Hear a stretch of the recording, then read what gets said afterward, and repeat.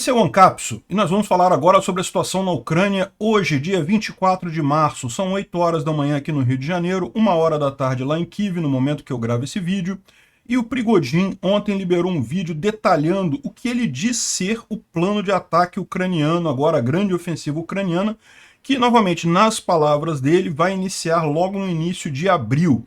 Segundo ele, os ucranianos pretendem de fato tomar Belgorod, que é essa região da Rússia aqui, né? E eu tinha falado para vocês, mas qual a lógica de tomar Belgorod? Ele explica, ele fala que na verdade os ucranianos querem tomar Belgorod para fazer um acordo e trocar pela Crimeia, ou seja, eles sabem que é difícil tomar a Crimeia é uma península, então eles invadiriam Belgorod, tomariam essa região aqui para depois trocar isso pela Crimeia com a Rússia, né? Além disso, haveriam outras 4 direções, Svatov, Bakhmut, Donetsk e Zaporizhia. Não haveria avanço aqui na região de Kherson, de novo, segundo ele, né, segundo os planos dele. E a ideia aqui em Bakhmut seria separar as entre aspas, repúblicas separatistas de Donetsk e Luhansk, e daqui em Zaporizhia separar, acabar com essa ponte de terra aqui, né, essa capacidade dos russos de abastecer a Crimeia por terra aqui. Além disso, eles planejam destruir novamente a ponte da Crimeia, o que tornaria a Crimeia totalmente isolada.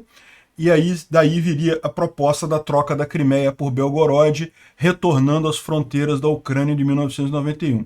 Olha, eu não sei se é esse o plano da Ucrânia, mas realmente faz sentido, não é uma coisa totalmente absurda. Eu ainda acho que não é a melhor alternativa. A Ucrânia não tem tanta força assim para atacar em 5 direções diferentes. Eles muito provavelmente vão focar em uma direção só, e se vão focar em uma direção só, muito provavelmente vai ser aqui em Zaporizhia, mas vamos ver, né? Vamos entender exatamente em detalhes, tem muito mais coisa, tá? Vamos entender em detalhes isso daí que o Prigozhin está falando. Outra coisa que ele falou também foi que o grupo Wagner está diminuindo suas operações na Ucrânia para privilegiar suas operações na África, ou seja, está desistindo de Bakhmut. Em última análise, é isso que ele está dizendo, né? E também outro vídeo, é o mesmo vídeo na verdade, tá? São vários trechos do mesmo depoimento que ele deu. Ele falou que não está lutando com a OTAN, não, que ele está lutando contra os ucranianos mesmo. Os ucranianos têm muito equipamento da OTAN, mas estão lutando contra ucranianos. Enfim, surgiu ontem também um rumor de que os russos teriam deixado a cidade de Nova Kakhovka. Nova Kakhovka fica na margem leste, né, ou na margem esquerda do rio de Dnipro, ali próximo a Kherson, e na verdade a principal concentração de tropas russas ali. Eles teriam abandonado a cidade, que coisa estranha, né? Depois esclareceram que não era bem isso não, mas que parece que eles estão preparando para abandonar a cidade. A gente vai entender isso com calma também mais adiante. Em Bakhmut, os russos tentaram avanços em direção a Konstantinivka, uma vez que não estão conseguindo na própria cidade de Bakhmut, mas também não tiveram sucesso nesse avanço em direção a Konstantinivka, né? No mais, pouca coisa mudou na linha de frente. Uma outra coisa que aconteceu ontem foi um vídeo que viralizou perguntando quantos sósias o Putin tem e também quem está governando de fato a Rússia, né? E aí levantando as diferenças entre o Putin real e os vários sósias dele. Ele chega à conclusão que tem uns 2 ou 3 sósias no mínimo do Putin, né? Enfim, vamos falar sobre esses e outros assuntos em detalhes. Essas notícias foram sugeridas por Peter, o Aquaman do Alcapistão, o Amor Venceu e várias outras pessoas. Obrigado aí ao pessoal que sugeriu a notícia. Obrigado a você que está assistindo o nosso vídeo. Se você gosta do nosso conteúdo, por favor, deixe o seu like e se inscreva aqui no canal, né? Pois bem, começando aqui com outro assunto que não tem uma coisa muito a ver com a outra, mas teve 2 grandes incêndios lá na Rússia, de ontem para hoje, em fábricas que atendem à indústria militar, né? Isso aqui é Yaroslav, é a planta da motor de Yaroslav, que produz motores diesel, e inclusive produz muitos equipamentos para o exército russo, né?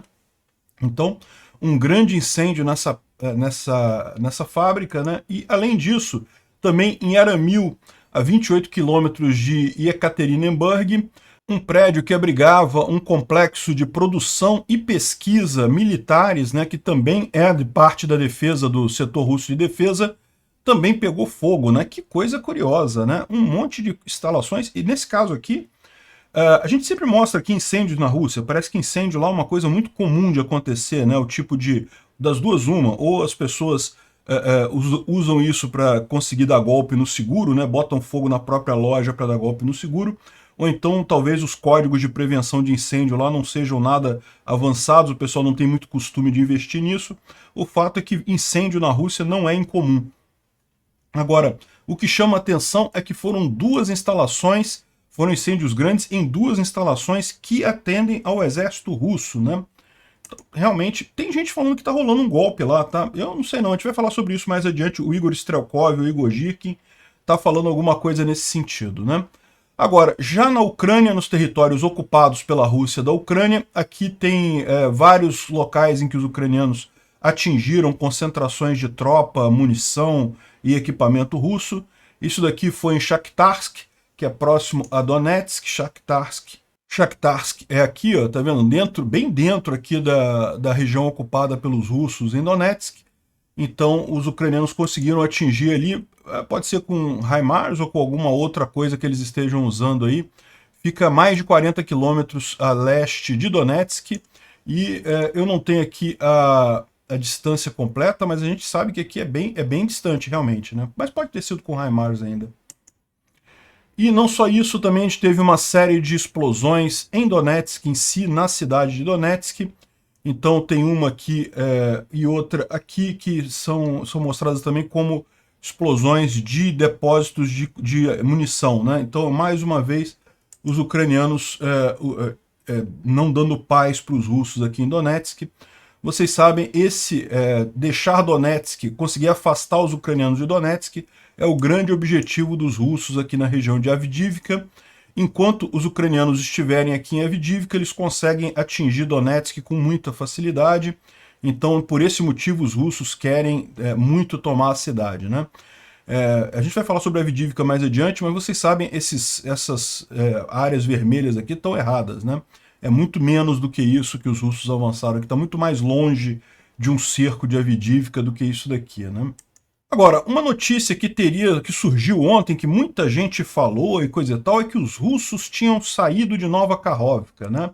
Nova Kakhovka fica aqui no sul, próximo a Kherson, fica no Oblast de Kherson, né? A cidade de Kherson fica aqui, mas toda essa região aqui é o Oblast, ou estado de Kherson, e Nova Kakhovka fica aqui. É justamente onde tem a usina hidrelétrica e coisa e tal, e aqui existe uma enorme concentração de tropas russas, porque, eu não tenho certeza não, mas eu acho que aqui é a segunda maior cidade do Oblast de Kherson, depois da própria cidade de Kherson, é Nova Kakhovka.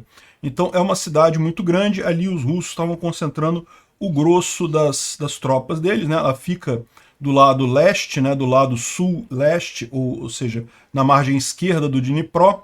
Então, está sob controle dos russos aí desde o início, né? E essa cidade é muito estratégica para os russos, não, seria para os ucranianos também, né? Por vários motivos. Primeiro que aqui você tem o canal que abastece a Crimeia de água. Então, para os russos é muito fundamental manter esse canal aberto, né? Os ucranianos fechando esse canal, a Crimeia ela sofre de uma falta de água crônica, né? Ela tem alguns rios aqui, mas não são rios com grande volume de água. Então, isso aqui são lagoas salgadas, né? São lagunas, né? Então é água salgada, não dá para usar. Então ela sofre de falta de água doce. Então há esse canal que começa lá em Nova Kakhovka, vem aqui, justamente passa pela ligação aqui na Crimeia com o continente e abastece vários canais. Aqui faz toda a parte não apenas de irrigação, como também de abastecimento de água para Simferopol, Sevastopol e coisa e tal, né? Então, se os ucranianos tomarem Nova Kakhovka, eles poderiam fechar esse canal novamente, não teria nada que os russos pudessem fazer, né? Além disso, existe aqui justamente a usina hidrelétrica, né? A usina hidrelétrica ela não foi destruída a ponte que está sobre ela, mas é relativamente fácil você consertar ou colocar uma ponte temporária ali, e aqui seria o melhor lugar, se os ucranianos pretendessem fazer uma cabeça de ponte, né, começar uma invasão a partir daqui, né, na margem esquerda do Dnipro, Nova Kakhovka seria o ideal, porque essa passagem aqui é uma passagem muito forte, é uma passagem muito segura, né? Muito mais tranquilo do que em outros lugares que iriam exigir navios, né? Não tem como atravessar o rio em outros lugares, o rio Dnipro é muito grande, não tem como fazer ponte temporária em outros lugares. Muito embora tem gente dizendo que existe ponte temporária militar para Rio deste tamanho, tá? Não é muito comum, mas que existe. Eu confesso para vocês que eu nunca vi, mas de repente existe mesmo. De qualquer forma, a Nova Kakhovka é uma ótima opção para os ucranianos começarem a ofensiva deles. Então, chegou com muita surpresa a informação de que os russos teriam abandonado Nova Kakhovka. Isso não faz sentido. É uma cidade estratégica, os russos não iriam abandonar elas assim, sem mais nem menos, né? Algumas pessoas falaram, foi um outro gesto de boa vontade, igual em Kherson. Mas vocês sabem que não foi gesto de boa vontade nenhum em Kherson. Os russos saíram de Kherson porque não tinham escolha. Os ucranianos colocaram ele numa encruzilhada ali, que eles não conseguiam abastecer as próprias tropas. Eles tinham que sair dali. Não é o caso em Nova Kakhovka. Nova Kakhovka não tem nenhuma ação ali que impeça diretamente. É verdade, os ucranianos têm feito vários ataques à cidade, têm feito várias ações por ali, destruído depósitos de munição, atacado agrupamentos de tropas, têm feito muita coisa ali em Nova Kakhovka, mas a verdade é que não chega a ser ainda uma situação impossível dos russos se manterem por aqui. Então, surgiu com muita surpresa essa informação de que os russos tinham abandonado Nova Kakhovka, né? Aqui está o reporte oficial das Forças Armadas Ucranianas. Olha só, em 22 de março de 2023, todas as unidades dos ocupantes que estavam posicionadas em Nova Kakhovka, na região de Kherson, saíram da cidade. Isso foi precedido por vários roubos à população local, né? Ou seja, isso é típico dos russos, quando eles abandonam uma cidade, eles roubam os civis da cidade, o que puderem roubar em termos de equipamento, máquina de lavar roupa, esse tipo de coisa, eles roubam. E parece que também um número de locais ali capturados na margem esquerda, na região de Kherson, também estão sentindo esse mesmo tipo de movimentação, com os soldados russos roubando as pessoas, né? E os invasores fazendo buscas em cidadãos com posições pró-Ucrânia, né? Bem, aí 2 horas depois eles emitiram, porém, uma correção, deixando claro que os ocupantes ainda estão temporariamente em Nova Kakhovka. A informação sobre a saída alegada do inimigo desse local foi colocada pública como resultado incorreto do uso dos dados disponíveis, né? Porém, nós vamos definitivamente liberar Nova Kakhovka também. E aí isso foi mais esclarecido mais adiante. Acho que aqui fala um pouco mais também, aqui tem o pessoal conversando aqui nos bloggers sobre isso, o pessoal comemorando a liberação de Nova Kakhovka e coisa e tal. Aí depois a porta-voz do Comando Sul lá do Exército Russo explicou que, na verdade, o que a gente está percebendo é que o que está acontecendo é uma grande leva de roubo de residências e civis lá em Nova Kakhovka. E tipicamente os russos fazem isso quando estão para ser retirados de lá. Agem como ladrões comuns e coisa e tal. Então daí que eles estão estimando que os russos vão sair de Nova Kakhovka. Eu não sei se isso tem muito embasamento não, né? Mas aquele negócio é o exército ucraniano, as forças armadas ucranianas. Eles têm mais informação do que eu. De qualquer forma, não me parece algo viável. Eles não vão abandonar a Nova Kakhovka, não tem por que isso. Os ucranianos é que vão acabar tirando eles de lá, como fizeram nos outros lugares, né? Bom, vamos falar sobre o Prigozhin, que o Prigozhin deu uma entrevista com um mapa aqui, né, em que ele explicou um monte de coisa, falou um monte de coisa, várias coisas controversas nessa história toda. Então, eu não vou passar o vídeo todo aqui, porque o vídeo é relativamente longo, são 5 minutos de vídeo, né? Então, eu vou só pegar aqui alguns momentos mais importantes da coisa, em que basicamente ele fala que o que está acontecendo agora? A primavera está chegando, a temperatura já está em torno de 15, 18 graus, então isso significa que o solo está secando. Em muito poucos dias, o solo já vai estar suficientemente seco para permitir grandes movimentações de blindados lá na Ucrânia, né? Isso está de acordo com o que a gente espera, né? Então, a Ucrânia certamente, tudo está favorável para a Ucrânia começar a sua contraofensiva. Eles receberam um grande número de veículos ucranianos, tanques, Leopard, tudo pronto, né? Eles concentraram 200 mil tropas em vários locais só para essa contraofensiva. Então, uma grande contraofensiva que, segundo o Prigozhin, vai começar em breve, em muito pouco tempo, início de abril. Ele disse que, ao contrário do que o pessoal está achando que vai ser meados para o final de abril, ou então mais para frente, junho, julho, Na verdade, ele acha que vai ser agora, no início de abril, e que eles vão atacar em 5 posições, 5 direções. Essa informação do ataque dele em 5 direções, ele já tinha falado sobre isso numa carta. Mas nesse vídeo ele está detalhando exatamente o que seria isso, né? Então ele explica que o primeiro aqui ao norte eles vão tentar tomar Belgorod, vão tentar pegar uma boa parte do território russo aqui na região de Belgorod. Os ucranianos acham que os russos não estão esperando esse tipo de coisa, então é capaz de Belgorod cair rápido e os ucranianos tomarem uma boa parte do território russo. E aí ele explicou esse ponto, porque uma coisa que ele já tinha falado isso, né, de atacar em Belgorod, e eu sempre achei assim, poxa, mas não tem lógica atacar Belgorod, por que os ucranianos iriam querer isso, né, não tem lógica nenhuma. Mas ele explicou uma lógica aqui que de fato faz sentido, não, assim, não acho que seja isso, tá? Acho que não é esse o plano ucraniano, mas que faz sentido, faz sentido. A ideia, segundo eles, é que tomar Belgorod é muito mais fácil do que tomar a Crimeia. A Crimeia, de fato, como ela tem aquele estreito, né, tem um pedacinho, aquela pontezinha de terra, a Crimeia, embora seja uma península, é praticamente uma ilha, né, porque só tem um pedacinho ali que você tem que passar por terra. E situações como essa são muito difíceis de você invadir, né, justamente porque para o exército que está defendendo, ele só precisa defender um pequeno trechozinho de terra e você não consegue entrar na Crimeia. Aí teria que fazer operação anfíbia, que é muito mais complicado, muito mais difícil. Enfim, tomar a Crimeia não é uma operação fácil. Então o que os ucranianos podem fazer em troca disso? Justamente tomar Belgorod, uma região aqui da Rússia, a Rússia não está esperando isso. Depois tomar o corredor de terra embaixo ali em Zaporizhia, isolando a Crimeia. Aí bombardeia a ponte da Crimeia, eles já têm capacidade de fazer isso, já fizeram uma vez, já conseguem fazer de novo. Destrói a ponte da Crimeia e você vai ter uma situação em que a Crimeia não tem como ser abastecida adequadamente. Você ainda tem o ferryboat, lógico, o ferryboat continua funcionando, mas é muito difícil abastecer a Crimeia dessa forma. A Crimeia vai ficar sem água, porque não tem o canal de Nova Kakhovka, vai ficar sem transporte de combustível e coisa e tal. A Rússia vai ficar com um território que ela não consegue gerenciar. E daí, essa que é a proposta, né? Para receber a Crimeia de volta, eles oferecem Belgorod. Então vamos fazer o seguinte, vocês devolvem a Crimeia e a gente entrega Belgorod para a Rússia e pronto, volta tudo à fronteira de 1991, né?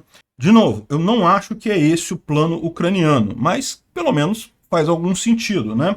E daí ele explica depois que em seguida vai ser aqui em Svatov, eles vão tentar tomar Svatov, seria outra frente, né? Como eu falei, são 5 frentes que, na visão do Prigozhin, vão acontecer.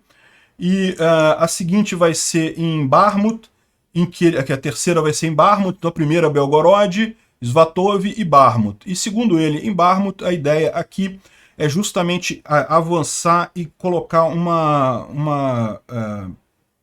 divisão entre as repúblicas separatistas de Luhansk e Donetsk, né? Porque hoje você tem tropas ali, acaba virando um exército só das duas, entre aspas, repúblicas separatistas.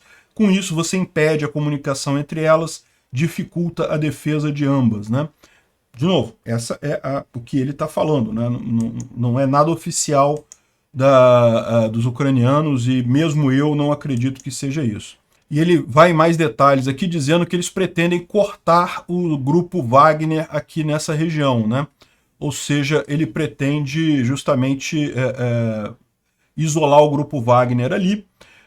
Isso a gente já ouviu falar realmente que os ucranianos estão com uma perspectiva de fazer uma espécie de operação Uranus ali, transformar Bakhmut numa espécie de Leningrado, ou seja, esperar as tropas do Wagner exaurirem e daí fazer um cerco a todas elas, né? E ele fala que eu já falei isso há um mês atrás, esse tipo de coisa, né? E daí depois ele fala mais em Bakhmut, sobre a situação em Bakhmut, mas aqui ele explica que a ideia é justamente cortar eles aqui e depois fazer a separação entre Donetsk e Luhansk. Aqui em Svatov ele fala que a ideia é cortar os suprimentos que entram pelo norte aqui de Luhansk, tem uma linha férrea que é muito usada pelos russos aqui, e aí depois os outros eixos seriam em Donetsk, então eles estão dizendo aqui que iria por Donetsk aqui para avançar, e também aqui em Zaporizhia em direção a Melitopol, de forma a acabar com o corredor de terra aqui com a Crimeia, né? Aí ele explica que, né, que a ideia é bloquear a Crimeia totalmente, ou seja, eles invadiriam aqui, os russos não teriam como abastecer a Crimeia, eles usariam armas para destruir a ponte da Crimeia, a Crimeia ficaria isolada, ficaria uma situação impossível para os russos ali. Daí a ideia de trocar a Crimeia por Belgorod e pronto, resolve-se tudo para os ucranianos, eles retomam as fronteiras de 1991, né? Enfim, como eu disse, não é um plano que eu acho que seja o plano ucraniano. A Ucrânia não tem tanta vantagem material assim para abrir 5 frentes ao mesmo tempo. Pode abrir uma frente? Pode. Uma frente eles têm condição, certamente vão fazer isso. Podem abrir 2 frentes? 2 frentes eu considero que ainda é possível. Pode ser que eles façam isso. Eles fizeram isso no outono passado, né? Abriram a ofensiva em Kherson e ao mesmo tempo a ofensiva em Kharkiv. Então, assim, dois avanços eu acho que está dentro das possibilidades. Eu acho que vai ser um só, mas 2 ainda seria uma possibilidade. Agora, 5, não, a Ucrânia estaria arriscando demais, isso acabaria enfraquecendo os ataques, não é uma coisa ideal, né?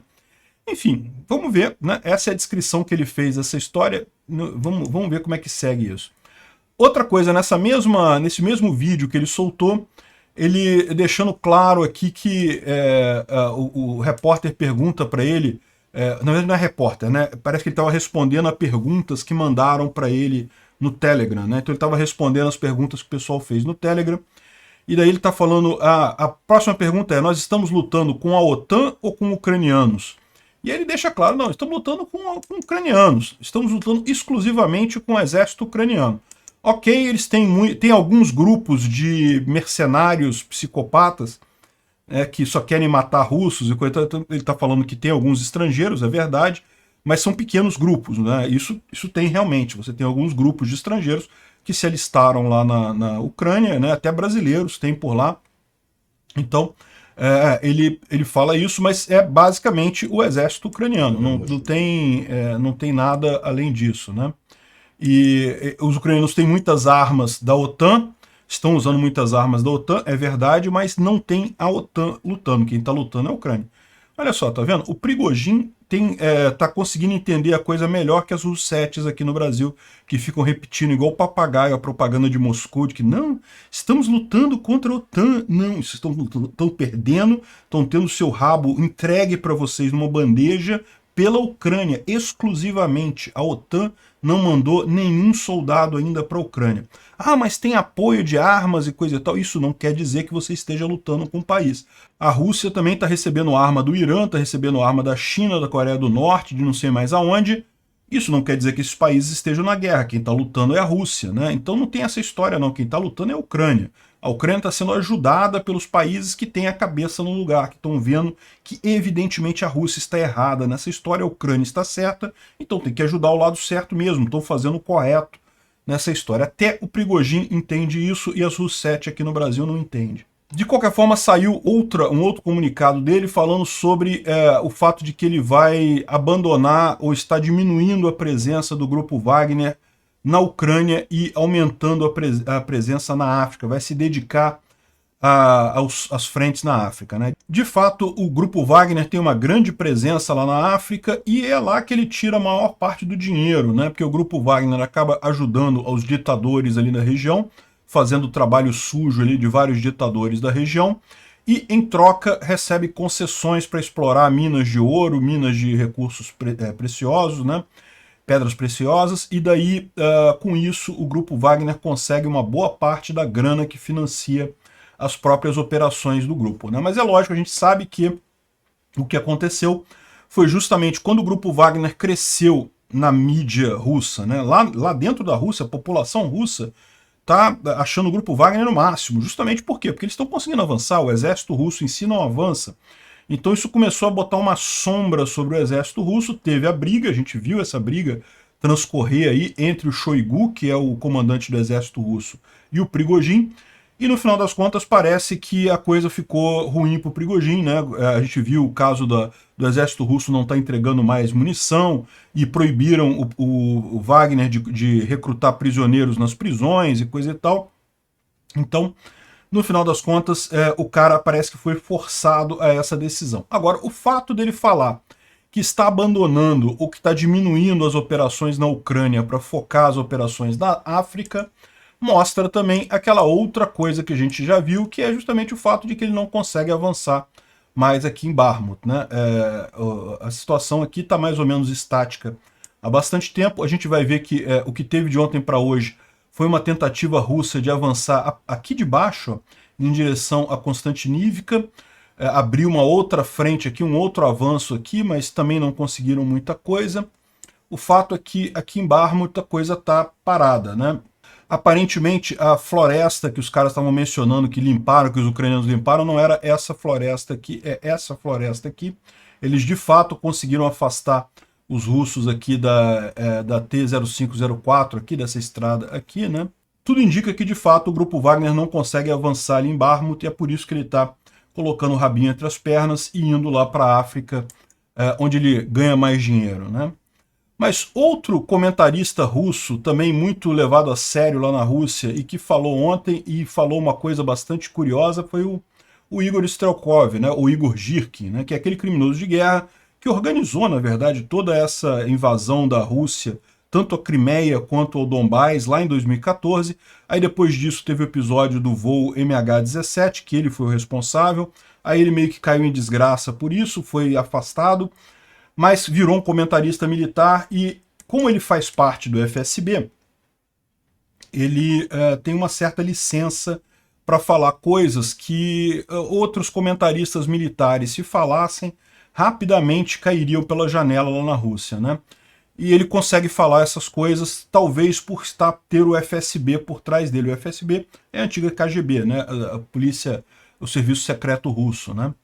E a Natalka está falando aqui que eu estou convencida de que o Girkin sabe alguma coisa que a gente pode apenas suspeitar. Será que está havendo algum tipo de tentativa de golpe do FSB na Rússia?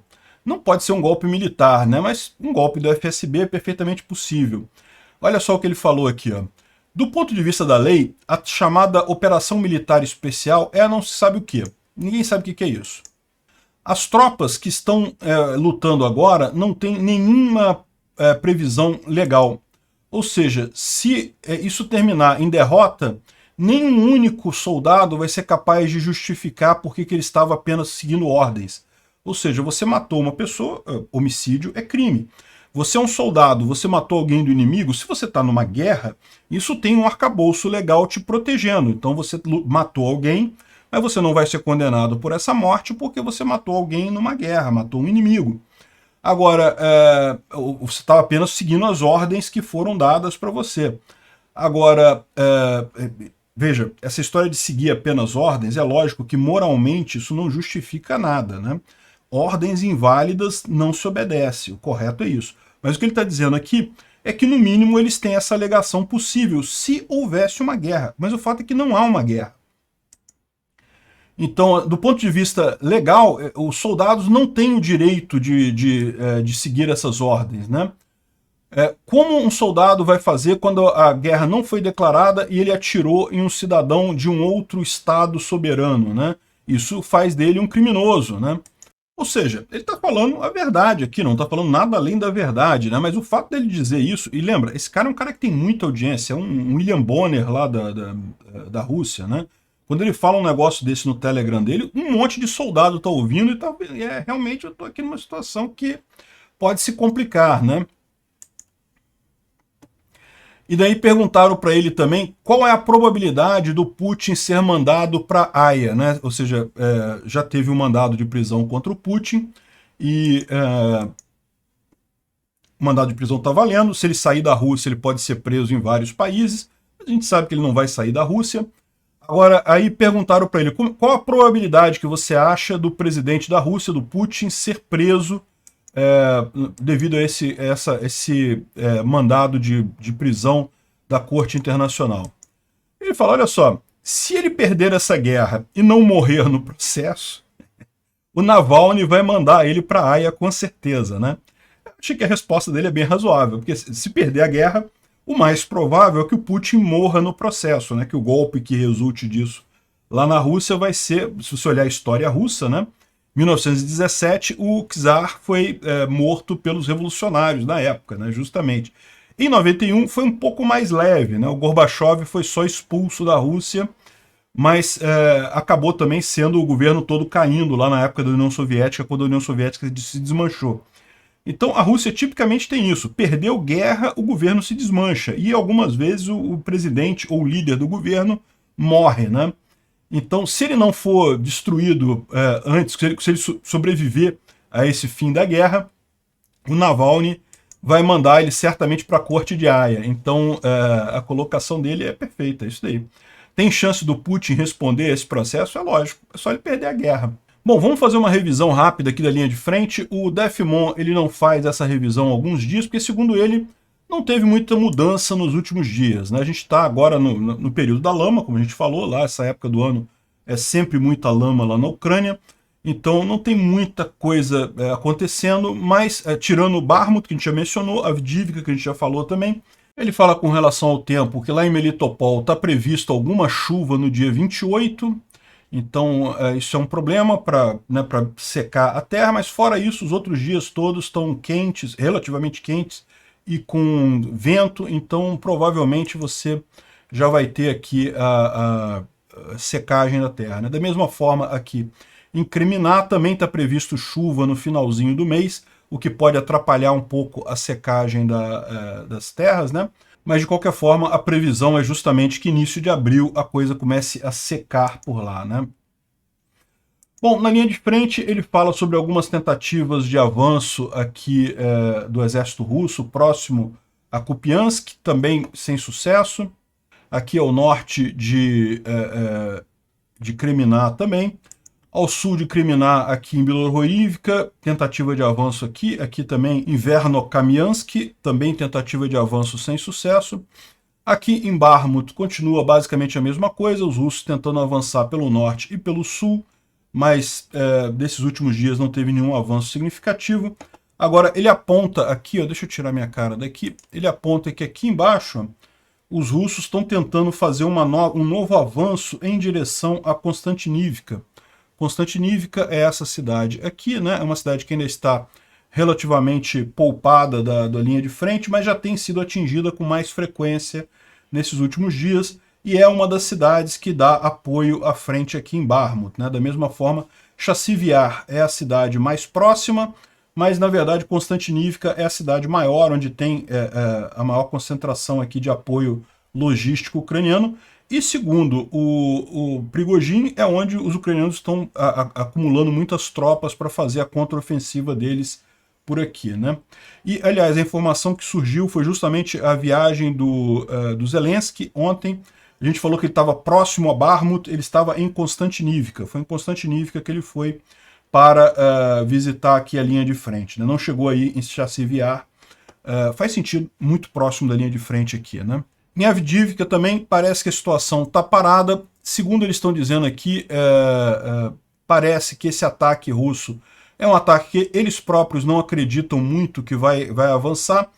Eles fizeram esse ataque em Avdiivka, segundo algumas pessoas, era uma tentativa, que ele está explicando aqui, ó. Segundo algumas pessoas dizem que esse ataque era uma tentativa de tirar forças ucranianas lá de Bakhmut. O pessoal preocupado com a reação ucraniana lá em Bakhmut traria essas tropas para Avdiivka.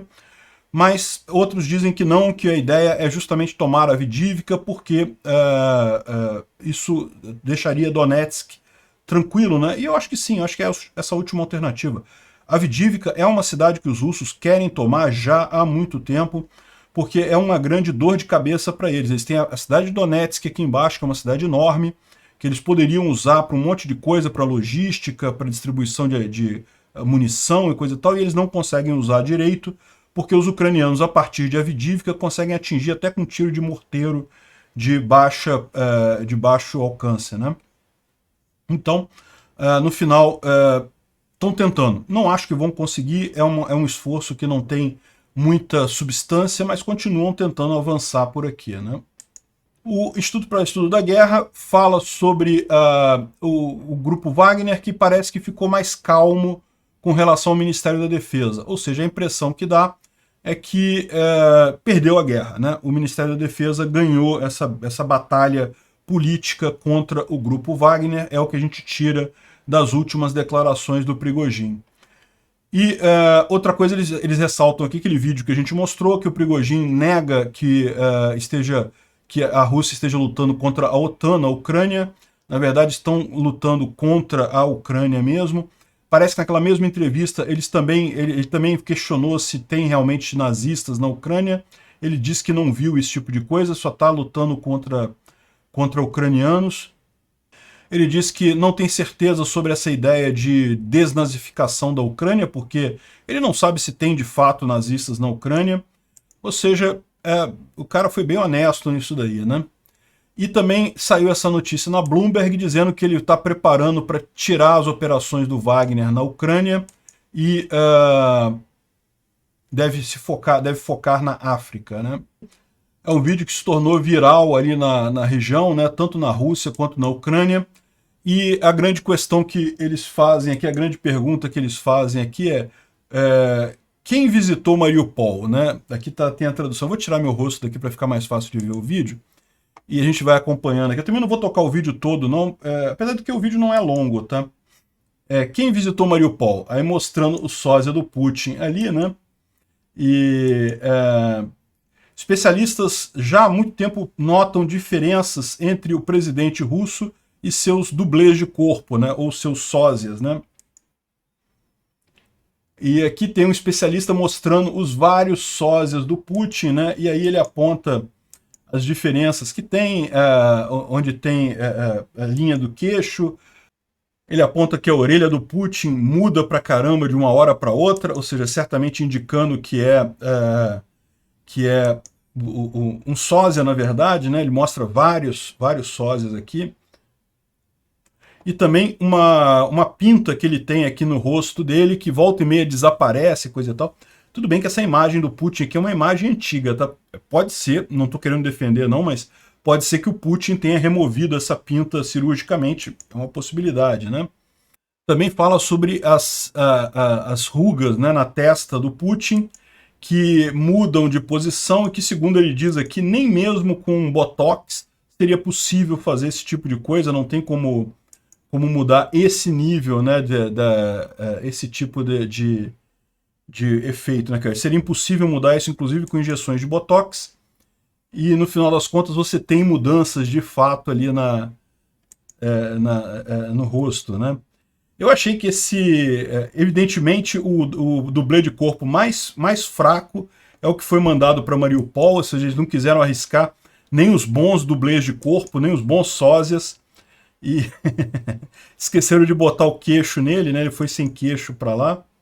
Enfim, no final pergunta aqui, afinal, quantos Putins nós temos, né? E quem está governando a Rússia de fato no final das contas, né? Enfim, interessante o vídeo, só reforça aquilo que a gente já falou já, que tem toda a pinta de que era mesmo um sósia que foi lá em Mariupol, né? Bom, surgiram alguns cartazes curiosos na Rússia, né? O cartaz dizendo, prestem atenção na televisão a partir do dia 23 de março, né? E o que quer dizer isso, né? Ninguém sabe exatamente o que quer dizer isso, né? O que vai acontecer na Rússia a partir do dia 23 de março? Hoje a gente está no dia 24. Que a gente saiba, não aconteceu nada, né? Enfim, muito estranho essa propaganda, não dá para saber o que é, né? Bom, os primeiros 4 jatos da Eslováquia, os MiG-29 da Eslováquia, já foram entregues para os ucranianos. Aqui tem um vídeo mostrando os pilotos ucranianos pegando os jatos MiG-29 lá na Eslováquia. Então, teve uma cerimônia lá de passagem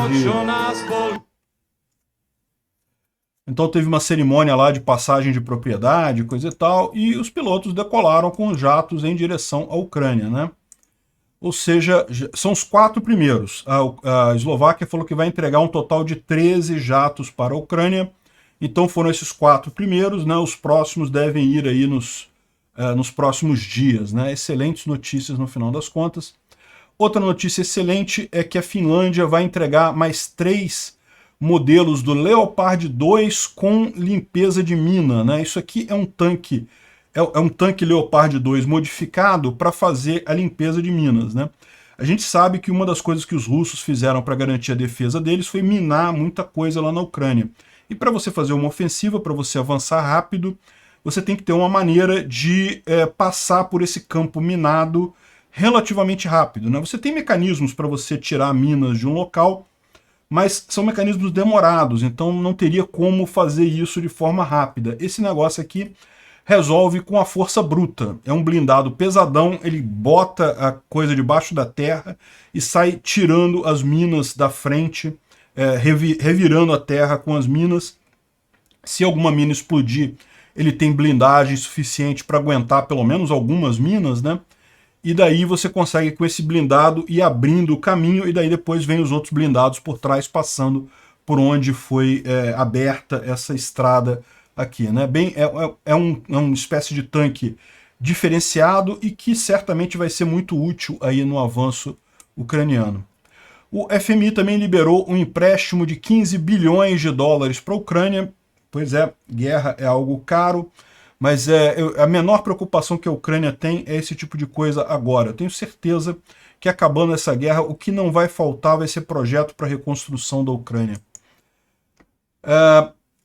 Um efeito especial interessante disso daí, que foi justamente com o mandado de prisão contra o Putin.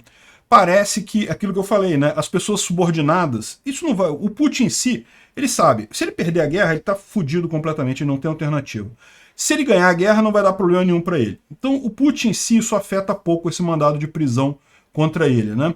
Agora, o pessoal subordinado começa a se questionar, será que eu posso mesmo obedecer essa ordem do Putin? Daqui a pouco eu tô com um mandado de prisão na Corte Internacional e eu não tenho como me proteger como o Putin tem. E aí, olha que coisa, curiosamente agora teve um grupo de crianças ucranianas que haviam sido sequestradas pelos russos e foi retornada para os ucranianos, né? E muitos têm pais, foram tirados dos pais e coisa e tal. E daí eles contam o que aconteceu e eles falavam que os pais tinham abandonado eles, que eles agora eram órfãos, que agora eles iriam virar russos e sofreram muitas punições cruéis lá, apanharam com um pedaço de ferro e coisa e tal. Enfim, uma coisa bastante trágica, né? Aqui tem uma outra reportagem também de um desses garotos de 16 anos de idade que foi feito prisioneiro pelos russos e obrigado a trabalhar em câmaras de tortura. E agora foi liberado também, ou seja, é realmente uma coisa absurda esse sequestro de crianças ucranianas pela Rússia, né? Deu para ver que o Putin em si não mudou nada, mas a estrutura debaixo dele, olha como é que sentiu.